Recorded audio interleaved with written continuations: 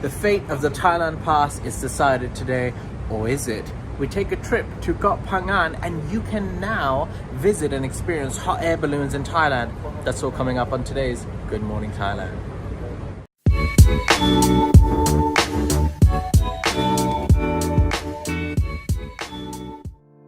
Could you please take a moment to click the like and subscribe button? It helps us way more than you know.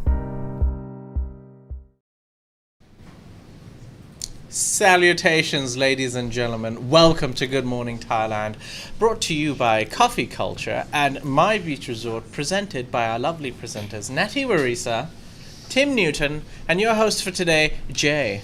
Now, Bob Fosse, that's the name of the person I forgot yesterday. So Bob Fosse was the one who did the jazz hands, and probably made most popular in Chicago, and the song All That Jazz. But to do the best demonstration of jazz hands, here is Natty. There you go. What a way to start the show. All right, ladies and gentlemen, welcome to our show. We've got some amazing and fun topics to talk about as well. As for now, let's start with Thailand's headlines with Natty.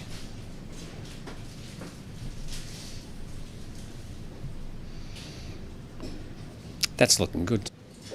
Thanks, Jay. A member of Thailand's opposition Move Forward Party has reported that she and two other party members had been banned from renewing their passports on apparent suspicions that they may have committed treason. Party members Panika Wanit made an announcement after meeting with Payathai police yesterday, who she said had ordered the ban. She said that the Department of Consular Affairs will review and renew their passports if the police revoke the order. Panika added that police told her they made the order so they would not be seen as negligent, since sedition concerns national security. Prosecutors will announce on May 19th whether or not they will pursue the case. The other two members banned from renewing their passports are Thanathorn Chung Rungkit and Piyabut Sangkanokun. Panika claims the incident is an act of discrimination against them for their political views. Thailand's battered hotel sector is showing increased signs of fatigue as the global pandemic entered its third year. Nowhere is this more apparent than Phuket, where over 73% of new hotel developments either lay dormant or have been put on hold. According to data in the newly released Phuket Hotel Market Update 2022 from C9 Hotel Works, the once robust tourist island has hotel owners reeling in the wake of a volatile marketplace and low passenger arrival numbers. The island currently has a massive oversupply of available beds, and projects originally planned or even underway are now being shelved as developers, investors, and hotel owners wait and see.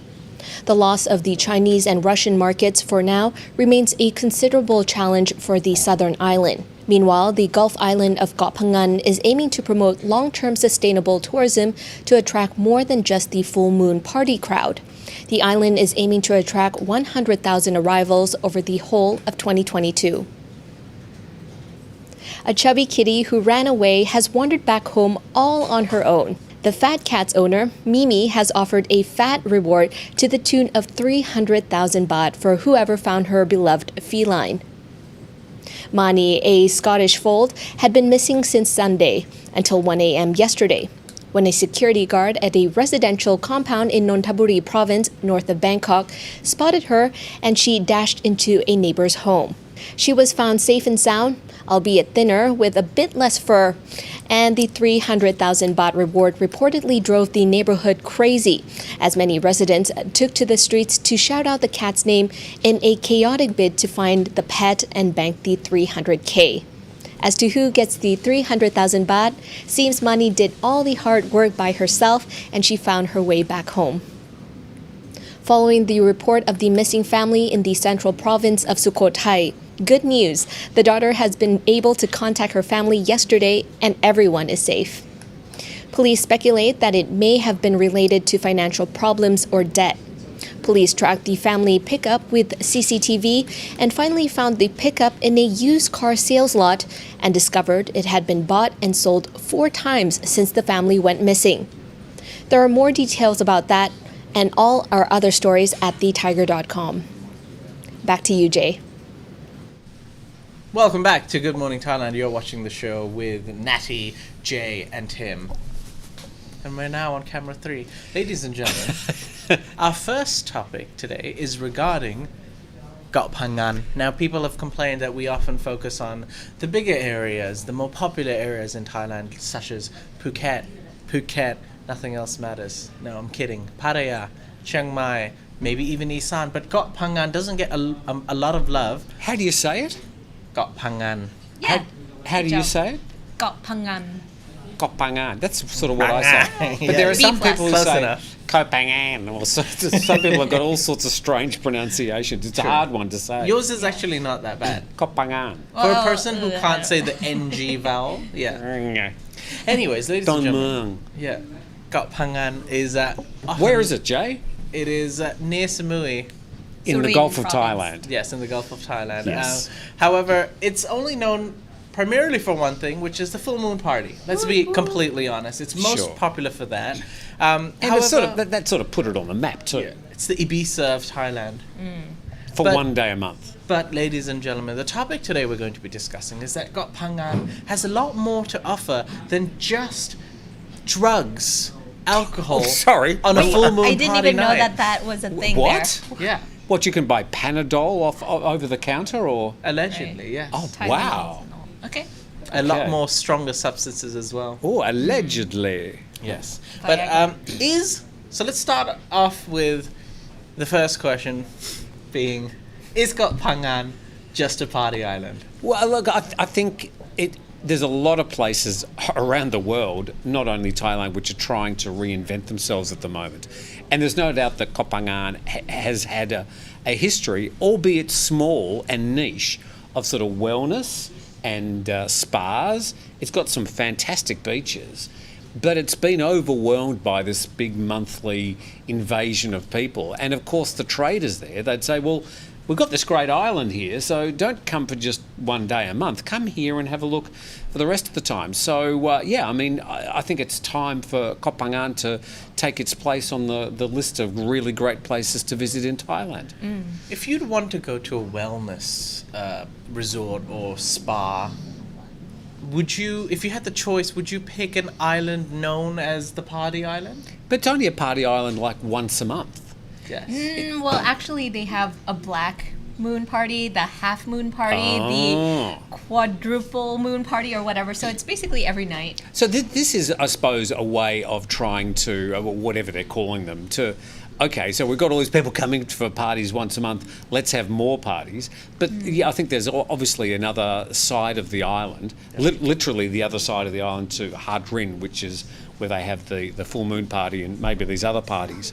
So it's a good opportunity for them to reinvent themselves. I mean, the whole of Thai tourism is really going to have to re-gear itself for a totally different type of people who are coming to the island these days. Not only in Koh Phangan, but everywhere else. I mean, Phuket, we did a report yesterday on the Thaiger.com. About 73% of the hotels remain basically empty. They've got less than 10% of the numbers that used to go to the place. So Phuket is really having to look at reinventing itself. Pattaya, I mean, is it going to be the red light sort of sex tourism capital of Thailand, or is it going to have to reinvent itself as well? The whole mix of tourists coming to Thailand is changing. So there's a whole lot of unknowns coming up, and good on Koh Phangan for at least trying to do something to reinvent itself. But I don't know if it's really reinvention or more of it kind of just raising awareness, because the packaging. wellness, packaging that, okay, you can come for the full moon party, sure. But then there's also wellness, beach lounging in the morning, blah, blah, blah. And so it's more building awareness. And I think that's a really good strategy going forward, because people don't just come to places for one thing and one thing only. Okay, who's been to Koh Phangan in 3, 2, 1? Okay. Wait, come on. I've never been to Koh Whoa, Phangan. really? Yeah, Okay, I've just been to me then. Samui. Jay's never left Bangkok or Phuket. Pretty much. Okay. Yeah. No. Okay. Let's talk about, if you, as a traveler, if you are in the south and you do want to spend a nice holiday in a decent resort and you want to enjoy the beach, why would you pick Koh Phangan for that rather than Phuket or Samui? Well, because you may have been to Phuket and Samui. Because Is it the price point? Is it cheaper? well, I think it might be a bit. I don't know. And then you've got in that trio of island, that sort of archipelago, you've got Koh Tao as well. Oh, Koh Now, Tao. so it's had its own problems with PR and stuff, but it is a beautiful island to go. But clearly the PR that they've had there has put a lot of people off going there. And then you got Koh Chang, who's also sort of putting their hand up and saying, hey, and Koh Samet. So there's all these other islands now that are sort of saying, well, okay, Phuket's had its day in the sun. Let's. And I think international travellers are looking for new experiences. This whole post-COVID era in travel is going to be. I'm not sure which camera I'm meant to be looking at, but I'll look at this one. The whole post-COVID era is meant to be. I think a reinvention of travel around the world, and there's going to be all these new destinations. I'm looking to go to where? I'm looking to go to Turkey, of all places. I've never been to Turkey. Never even thought I'd go to Turkey.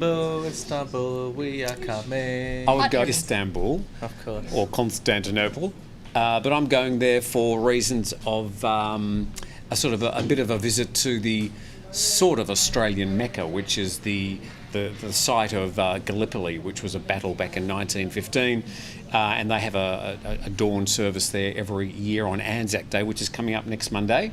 So we'll probably be talking about that, whether you like it or not. Wow. So yeah, and I want to go and sit on a beautiful beach in Turkey. It's got beautiful beaches. Did you know? So you, ladies and gentlemen, you decide, do you want to go to Turkey or Koh Phangan? Phangan. Trying to promote Koh Phangan, ladies and gentlemen. Yes, we are. Because Sorry. yes, representatives from the Tourism and Hotel Association have come out and said, look, we've got a lot to offer. We're not just the Ibiza of Thailand. We have a lot more than just partying and everything else associated with that. All right, as for now, we're going to take a quick break. Once we come back from the break, we'll be talking about other topics, especially our main topic today, which is regarding easing of restrictions. Is that happening today? Is today the day? Will the CCSA finally make the decision that everyone wants? Find out after the break.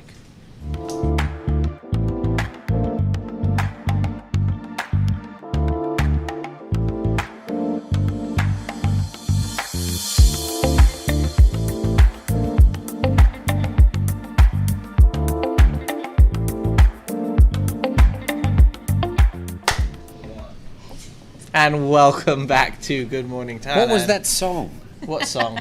The song you were singing during the break. The song I was singing during the break was called Istanbul, Istanbul, We Are Coming. Is it a real song? Yes, it is. Is it a football song? Yes, it is. It's a football chant. Oh, really? Yes. Oh, I thought you made that up. No, I was no, quite no. impressed. I was like, Last year, or this year actually. No, last year. Or early this year. I've lost track of time, but Chelsea was going to play the UEFA Champions League final in Istanbul versus Manchester City, but due to COVID concerns, it was changed to Stadio El Dragao. Chelsea won the Champions League, and that's what's important. All right, ladies and gentlemen, our next topic today is actually about The Thailand Pass. the Thailand Pass. And Now, the COVID history. that's right. It's now time for our editorial of the day, and Tim Newton has done his editorial on the Thailand Pass and the easing of restrictions. So here's Tim with our editorial for today. Thanks, Jay. Well, Thailand's one of the last Asian countries to reduce a high level of legacy COVID restrictions. Only Japan and China have higher levels of restrictions on international travellers coming back to Asia at the moment. But why? Thailand, for its part, has emerged at this stage of the pandemic with a total death rate of 391 people per million, one of the lowest rates in Asia, 8 times less than the US and 6 or 7 times less than most of Europe and the UK. Its journey, like everywhere else, has also been unique. Same virus and variants, but a different response and different timings. Certainly, a more risk-averse medical and government response has been a hallmark of the Thai COVID experience. And here we are, over 2 years down the track, in a quite unique situation compared to much of the rest of the world. Well, even compared to much of Asia. COVID, for example, is still a thing here in Thailand. We have to wear face masks in public, risking the considerable ire of Thais at the very least, or a fine at worst. We're required to be vaccinated to travel on domestic flights, although I can say that I haven't been asked to show my vaccine certificates the last 3 times I've flown over the past 2 weeks. But shops, offices, malls, there's still a hand temperature monitor at every doorway. And then there's the Thailand Pass, the gateway for all international arrivals into Thailand, Thais and foreigners. When it was first introduced last November, an evolution of the original Phuket sandbox, Thailand was hailed as a regional leader. It would be a safe way to pry open the borders and provide a tangible control on who was coming back to the country. But along came Omicron, upsetting the status quo by promising much higher transmissibility and a lower death rate. Data soon came in from around different parts of the world, showing that border control was largely an ineffective way to control this cycle of the virus in countries where vaccination rates were high. Thailand, whilst not on the list of the highest vaccination coverage for its population, is certainly in the upper half of countries in the world and way ahead of some more developed countries. So with all that data and experience from countries that have already had their quick surges, peaks and drops available, why does Thailand steadfastly stick to complicated re-entry procedures that are simply stopping willing tourists from making Thailand their destination choice for a holiday? Some countries in Asia, even with high numbers of Omicron cases appearing every day, are reopening quickly to kickstart their tourist economies. Thailand, reliant up to some 20% of its GDP from tourism, is just stubbornly making things difficult for itself. Medically, there's now little risk. Socially, the impact of a prolonged reopening process will test the patience of even the most Buddhist-minded Thai. Politically, it's suicide for a government to prefer economic hardship to a growing economy. It's not, as some people suggest, anything to do with control. Put simply, the government are 100% backed by the Thai army. How much more control do you think they need? Now, today the CCSA will make some sort of decision about the Thailand Pass. A little tweak here, a little tweak there. But surely it's time for Thailand to just bite the COVID bullet and take the lead again and just abandon any barriers that are stopping people from visiting Thailand at the moment. The numbers are stark. The average number of international travellers into Thailand over the past month, and leaving Songkran out of the stats, is less than 10% of pre-COVID international arrivals. And let's face it, a large proportion of those travellers continue to be Thais. There's no Russians and virtually no Chinese, so unless they do something big urgently, they're going to find themselves floundering in the post-COVID recovery era. And when I say something big, I mean get rid of the Thailand Pass and all the negative energy and bad vibes associated with it. If today's meeting doesn't make some sort of radical U-turn, Amazing Thailand will just have to rename itself Just Average Thailand. Jay. Welcome back. You're watching Good Morning Thailand. For the third time, in case you forgot. But it's now time to talk about the CCSA. Today is Friday. Today is the day of meetings. And the CCSA will meet today and discuss whether easing of restrictions is possible, as well as a host of other changes. So let me start off by asking, is today D-Day? Well, the CCSA would be looking at the numbers. And there were these predictions, these doomsday predictions, that the numbers would go up to even 100,000 people for new cases each day. At the moment, the number of confirmed PCR tests is hovering around the 21,000, which is lower than the start of April when it reached up to 28,000. So if they looked at those numbers, they'd probably be saying, I think we can ease restrictions. The question today is, I'm sure they're going to ease some restrictions. They're going to change something. But to what level? What are the restrictions? I think the key ones are the on-arrival test, how the test is done, and this prepaid one night of accommodation. They're the big ones. Yeah. I think the wearing masks in public is another one for some people, but probably lesser. Yeah, I don't think that's going to be discussed today. That's my thoughts. Post-arrival test changed to ATK test. We don't know, and neither does anybody else out there. Yep, everyone is waiting, hoping. There's been very few rumours this week. Usually they sort of leak a little bit of to sort of test the mood of the public, but there's been nothing this week. No one's talked about it. They're also talking about shorter quarantine time for unvaccinated tourists coming to Thailand. So we'll just have to wait and see like everyone else. But it's already only 5 days for unvaccinated tourists. How much less? Otherwise, it won't be quarantine. It'll just be a few days stay in a hotel. Isn't it time, though? Isn't it time, Nettie? Isn't it finally time to do it? Yeah, just pull the plug. I feel like they should totally scrap the Thailand Pass and all the QR codes because it's so confusing. And it's not only confusing, like, for me, and I think the biggest problem why people don't want to come to Thailand, yes, it's a hassle, yes, but also the going back and forth. Yes, we can do it, and then the lack of coordinations between countries as well. Like one of my friends recently, when the thing changed, when you had to report yourself and go to a Shah hotel on the first day and fifth day. And the fifth day, yeah. And the fifth day, right? And then then it switched that you only have to do one day. He got stuck at the airport for forever, basically, saying that you don't have the on arrival, the certification that says that you're going to go into day 5 quarantine. And he says, oh, Thailand, they scrapped that already. And the Philippines government was like, no, but you can't board unless we see it. So he had to pay double for that. So, I mean, the lack of coordinations between the countries is also not great, as well as going back and forth. It makes everybody confused. But you can't really blame Philippines. I mean, No, Thailand I'm changes. not. You know what I mean is Yeah. that Thailand changes it so often that I don't even blame any other country if they're like, that's not what we heard. Did they change it this morning? Yeah, they did. Yeah. Because at one point it was changing every couple of days. What's really going to happen? So And even if, sorry, I was going to say, while we're on that point, but even if they announce it today, it's probably going to be until the 1st of May for it to be enacted. That's right. Yeah. And it's not actually enacted until it's been ticked off and included in the Royal Gazette, and then that information goes on to the international embassies where you're uploading your Thailand Pass. It's complicated. It's complicated. Yeah.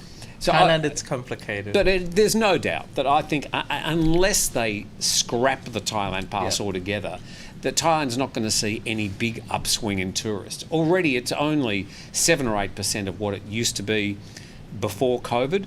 Now, Thailand as a tourist industry cannot survive on that. Yes. It can't keep on just throwing money and getting Natty to go and stay in a hotel and get a 50% discount.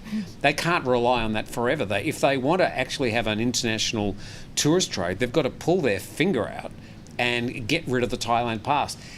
Even if they said, we're going to keep the Thailand Pass and we're going to give you 5,000 baht when you arrive, then people are going to go, oh, Thailand Pass. It's poison now. It's got such a bad vibe that if they don't get rid of it or rename it, call it Thailand's Natty Pass, or call it anything but the Thailand Pass, right. It's doomed. And other countries are opening up. Philippines, we've got Bali. You could travel to Bali in Indonesia. Cambodia. I read an article today that said that Cambodia is the new Thailand. Oh. Yeah, that was an interesting sort of terminology. I would always argue that people come to Thailand because Thailand is unique and it's the culture, and you can't really compare the two countries. You can't really compare any Asian countries because they're all so different. Tim. I think that's dangerous. What's dangerous? That thought that, yes, Thailand is Thailand. We're well established. People love coming here. But if you mess around with people, I feel like Cambodia is looking at the situation being like, we've got an opportunity here. Let's open restrictions, let people come in. They've got pretty much the same vibes. Nice people, decent food, nice temples, the vibes, free alcohol and drugs. What? Drugs again? You know what I mean? Seems to be We're talking about different. paracetamol here. Well, yeah, paracetamol, yes. Whatever people like. Free drugs. Pretty much. There's all these people rushing saying, I can go to Cambodia and get free drugs. It's cheap. And everything's cheap there. So, this But you thought can't is compare. dangerous that like, we're Thailand, people are still going to come here. But how long will if people get pissed off enough, they'll be like, I'm not going here anymore. I'm going to agree look with for that. alternatives. But you really can't go. Look, tell me one good beach in Cambodia. Yeah, but you're not going there for the beach, right? You're going there for the temples. Really? Okay, well, it does have some amazing temples, but it's got a lot fewer temples than Thailand. Yeah. It's got Phnom Penh, which is different from Bangkok, but Bangkok, once again, is unique and amazing.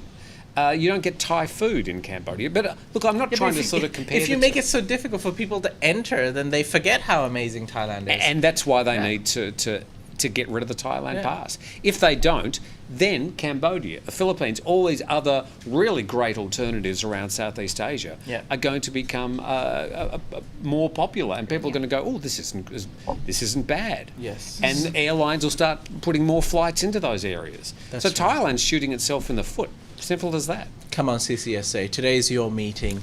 Let us hear the good news today. Make it happen. Easing of restrictions. Get rid of the Thailand Pass. And then if we get rid of the Thailand Pass, we can get rid of this double CSA. Get rid of the emergency decree. Start heading back towards where we were pre-COVID. There's still a long way to go. Strong statements, Tim Newton, strong statements. All right, ladies and gentlemen, we're going to take another quick break. Once we come back from the break, we've got 2 fun stories coming up involving cats and hot air balloons. We'll be back right after this. Find the coffee roast you love most. Coffee Culture delivers Thai coffee online. Whole beans or pre-ground delivered to your doorstep in Thailand. Go to coffeeculture.asia and get coffee you love delivered to your doorstep. Welcome back to the show. It's now time to talk about the fun stories around Thailand today. I've got a little bit of a treat. Actually, I liked this story because I, for once, read it and thought this person is a genius. Now, this story involves a cat that actually has a value of 300,000 baht. A cat that expensive? What's the story all about? Now, basically what happened is, I'm going to conclude the story. An owner of a cat lost her cat. And she was like, oh no, I love my cat. You know, she lived in a muban, in like a village. And she was like, for anyone who finds my missing cat, I'm going to pay you 300,000 baht. And everyone went, wait, what? You're going to pay 300,000 baht for your cat? And everyone did what everyone would normally do. They tried to look for the cat and find the cat. And eventually, yes, the cat returned by itself, but a guard saw the cat and said, hey, wait, I think that's your cat. She found a cat and she said, all right, thanks. And people started calling her and saying, hey, I think we helped in finding the cat. Can we get the 300,000 baht money? And she said, I need to take this time to recuperate and get over the experience of losing my cat.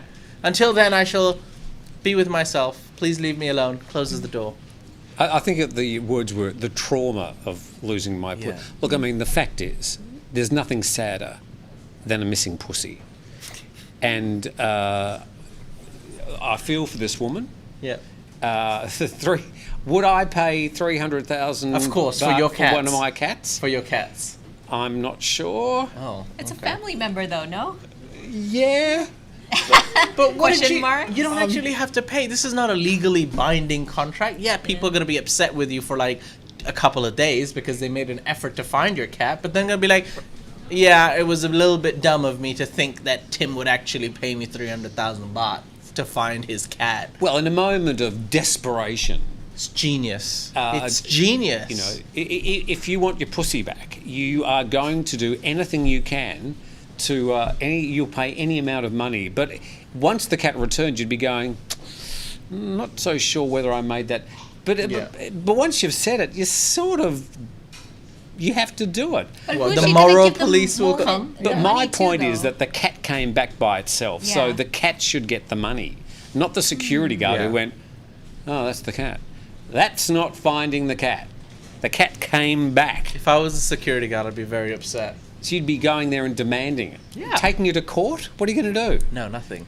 That's what I mean. I think the lady was genius. I believe her name was Mimi. Mimi, if you're watching, Well done. genius. Well, I think done you. The cat's the smart one. It got 300,000 baht for finding itself. Natty, Mice currency? would you pay 300,000 baht for your lost pet turtle? Turtle? Yes, for sure. I'll pay 500,000 baht for my turtles. Whoa. What Dude, Wow. Natty, what affection do you get from your turtle? He plays with me. They do play. They actually have individual characteristics. I'm not even joking. Some are shy, some are more extroverted.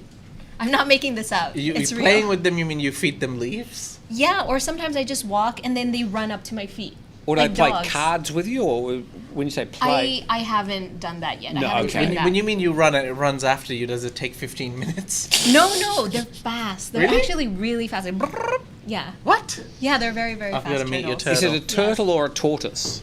It's a turtle.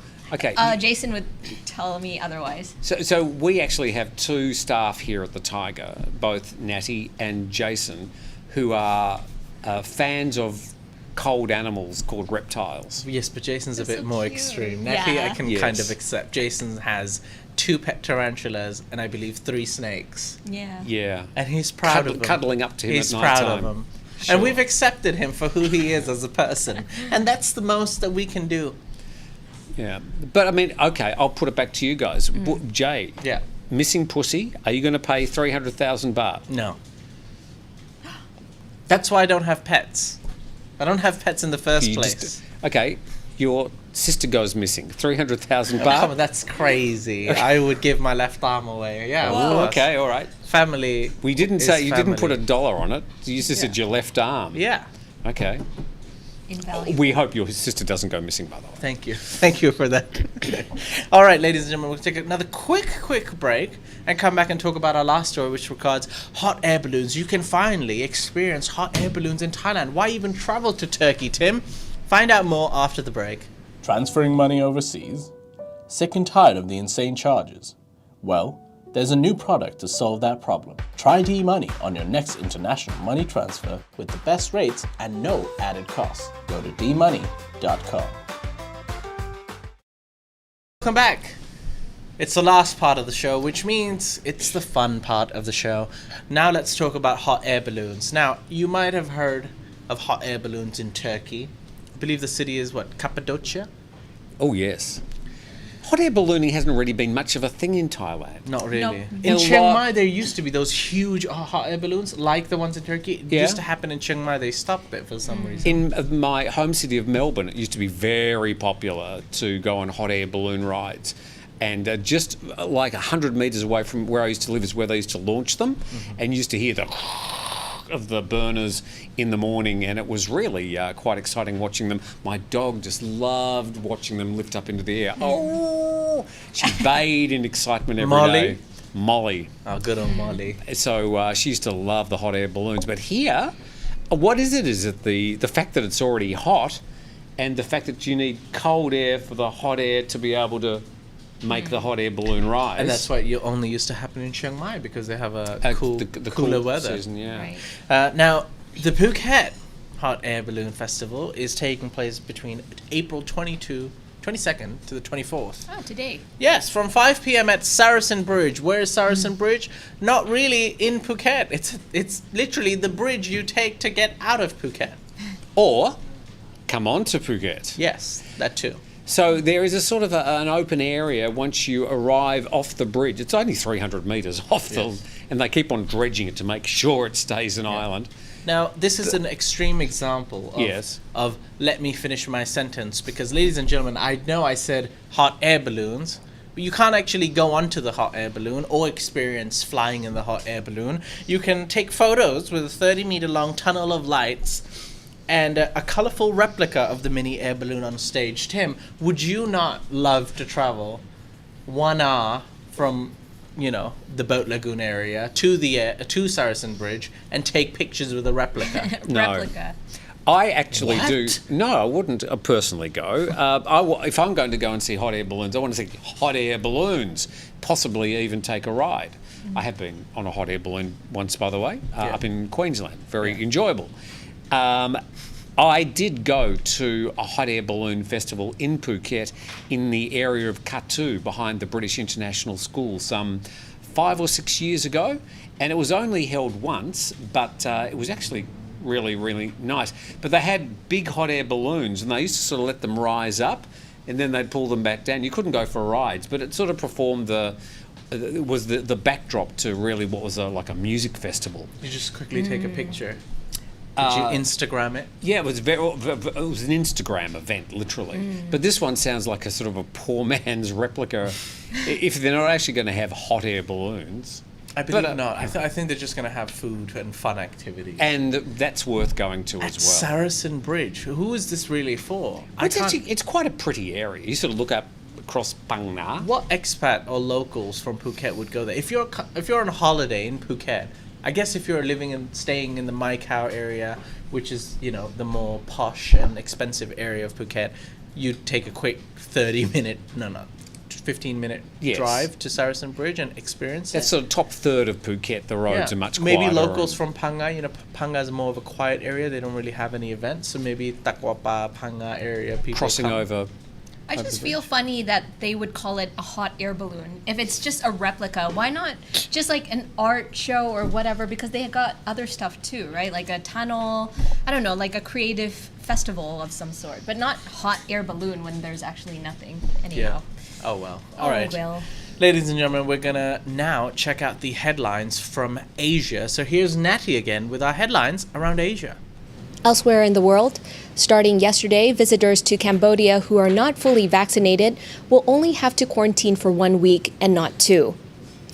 Cambodia's health ministry said air travelers not fully vaccinated must take ATK tests on their last day of quarantine. The country has eased COVID-19 restrictions in the past month and officially stopped requiring COVID-19 tests upon entry for vaccinated travelers at the end of March. Visas on arrival were also restored last month. Like many of its neighbors, Cambodia's tourism income plummeted following the outbreak of COVID-19 in 2022. That year, the number of tourist arrivals dropped to 1.3 million from 6.6 million in 2019. Myanmar's military junta has failed to normalize conditions in Thailand's western neighbor. Last week's Water Festival, which meant to celebrate Burmese New Year, was punctuated by violence and jungle battles between regional opposition groups and government-backed soldiers. The military government also used the occasion to push the unpopular plan to reopen the strife-torn nation again to tourism. Meanwhile, ASEAN is still dragging its feet with its 5-point consensus plan yet to even start to be implemented, even though it's now been a year since it was agreed on. Residents and business operators across Hong Kong celebrated yesterday as the city relaxed its strict social distancing measures after more than 3 months under tight restrictions. But economists say the move is too late for some businesses that had already gone bust and are unlikely to return. Restaurants and small eateries were more crowded than usual yesterday, with tables filled up again and workers returning to offices and workplaces. Hundreds of protesters, mostly students, have taken to Jakarta streets, voicing concerns over rumors that the government is considering postponing the 2024 presidential election. The move would allow Indonesian President Joko Widodo to remain in office beyond the 2-term legal limit. The demonstrators also railed against soaring food and oil prices, a controversial new job law, and the targeting of activists who oppose government policies. Trade unions, farmer organizations, and women's groups also joined the protests. For his part, President Widodo denies his administration is trying to extend to a 3rd term.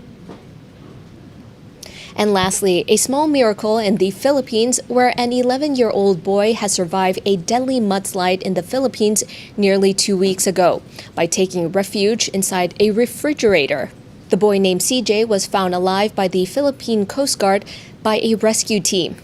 He miraculously survived the mudslide caused by the tropical storm Maggie. However, his mother and younger sibling are still missing. Back to you, Jay.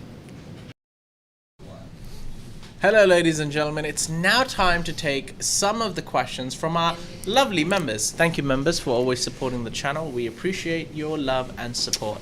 And making a return, ladies and gentlemen, Oh no. is the voice of God. Here she comes.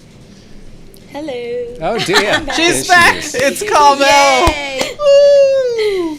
Okay. Carmel, any questions from our members? Yes, Sick Puppy, our famous member. Good old sick puppy. Yes, he said that I bet she will not give the 300,000 baht to the security guard. Oh, absolutely not. I completely No. agree with you, sick puppy. I mean, I just think it was a genius strategy to get everyone involved into finding the cat, but there's no chance she's giving even 10,000 baht. I'd be surprised. If she gave 300 baht as a sort of a token Yeah. of her thanks, it would be an insult. She I would should take at least 300 like. baht. I think she should at least like cook a feast for him, like a nice lunch or I was dinner. going to say cook the cat. No, no. Oh no. No. There is. So she gave the 300,000 baht. To who? Is this an update? What's going on? Hold on. An Hold on. update to the update. An update to the news. Live update. We've got There's Num, the been- live editor. A pussy reward Num, what did you say? She She paid paid the 300,000. to the guard. to the guard. who just pointed, "Hey, that's your That's cat?" it. Question All right, mark. ladies and All gentlemen, right. we- If I was the cat, I'd be suing the guard and saying I walked back on my own volition. We'll confirm this news on our next episode. This is but hot as news. Of, yeah, as of right now, a hot tip from Num himself. So if you want to blame anyone, it's Num. But he has said that the 300,000 baht has been paid. So Our good- story will say, according to Num, good for Look at that. What a story. Good for the security guard. Good for the owner. The cat loses out. If anything, she should have never come back. if I was the cat, sue the guard. Right. All right, so there you go, Carmel. And next comment from our member Elaine Fefley. I have no idea if I said your last name correctly, but he said that YouTube will demonetize Tim soon. YouTube will demonetize Tim. It's when you kept using the P word. P word. The P Oh. word. Pussy? Yes. Pussycat. That's a nice term for cats. Yeah. Is it though? It was a big fat pussy. Well, Yeah. According to the pussy? news. According to the news. according to the, The news said it was a Allegedly. big, fat, plump pussy. Meow. Is that what it actually said? Yeah. They Probably use a not. different Probably word for not. feline, but yeah. We're getting cancelled. And It's like, I call dogs woofers. Woofers. I've never Woofers. heard of that before. I call they them- go woof. I call them doggos. There you go. You see, All there's turtles turds. Sure. no, you don't. I do She does. actually. Don't. She actually You does. just made that No, up. she No, does. no, I do. She does. Any other questions? Yes, Damien Jesser, another member, said that A long 500,000 baht can buy a house, Natty. How much? 500,000 baht can Oh. buy a house. So like she like an said that RV? she would pay 500,000 baht For to your- for retrieve her her turtle? turtles. Yeah, 500,000 baht can definitely buy a car and possibly a small house A small A house. very small in house. Sungai in a Koma remote province. village. Right. somewhere. Yes, in Royette or something. Pitsanulok. Yes. What say you? You would pay that I much would. money for your turtle? Yeah. Would you really though? Like, let's be No. realistic. Maybe, okay, 350,000. You would? Yeah. You would actually Yeah, pay yeah. that? Wow. You're bargaining now. Yeah, I'm All right. bargaining. Yeah. Thank you, Damien Jesser. Good for price that for question. me. Good price. Tiger legend, Damien Jesser. Okay. Any more, Carmel? Another member, Eddie, MD, said that Thailand will still have low rates of tourists when Thailand Pass gets relaxed, as China is still aiming for their zero COVID policy and is in lockdown. What Yeah. do you have to say about A good point, because pre-COVID, Chinese tourism was making up 25 to 30% of the people coming to Thailand as tourists. So you've not only lost that, you've also pretty much lost all the Russian tourism as well. Russia. Which earlier this year was the highest number of people coming from any one particular country. So we're now in a situation where no Chinese, no Russians, and you've got the Thailand Pass stopping a lot of other people from coming here. So a pretty tough call. But yeah, thank you for the question. All right. Any last questions, Karma, or are we done for today? There is one more question if you want to address it. Yeah, sure. It's The Friday. Queensland Tiger asked, why don't we hear about those charitable organizations like Bangkok Community Help or Living Waters Phuket who say the need for their help now is just as great as ever? The need for their help is just as great now. Well, they're still operating. They're still doing the work. Sure, that they're Bangkok doing. Community Yeah. Help and Phuket Living Waters are two organisations which the Thaiger has supported in the past. In fact, we had a charity, I don't know, about 9 months ago, Yeah. where we raised some 1.2 million baht, Yeah. thanks to you. Yes. And we donated half to Bangkok Community Help and half to Phuket Living Waters, or whatever it was at the time. It's just recently corporatised and changed its name. What we will, in fact, we've been putting stories about Phuket Living Waters on the Thaiger.com, so we still actively support those charities. It's a bit of an issue for a media organisation to back one charity over another. I mean, we have supported those two charities, but they're only in two parts of the country, and there are only two particular charities serving one particular need. There are hundreds, thousands of charities in Thailand which deserve support. So it is a bit difficult, but we have supported those two charities, and we will continue to as they continue their activities. And there are still, as you said, critical needs Yeah. for those charities to continue doing their work. Absolutely. All right, ladies and gentlemen, thank you, members, for all of your questions. We hope Yes. you've enjoyed the episode, as well as all the viewers watching us live right now. Please click the like button if you watched us so far, and if you've enjoyed the episode, as well as subscribe if you haven't subscribed already. As for now, I'd like to say thank you to Natty. Thank you. Thank you, Tim. Thank you very much. Yes. And Monday's Anzac Day, very important day for people in New Zealand and Australia. And I'll be doing a little bit of a discussion about that on Monday. All right, so you have that to look forward to, as well as a thank you to Shai and Num behind the buttons, and the return of Carmel. Can she sit any further away from us? I mean, she's Yes. literally been banished to the corner of the building. By choice, might Yes. I add. She's too fancy for us. All right, ladies and gentlemen, have a great Friday, and we will see you for Lumberjack Fridays, but on Tiger Bites. So stay tuned for that. I have not forgotten. Have a great Friday, and have a great weekend.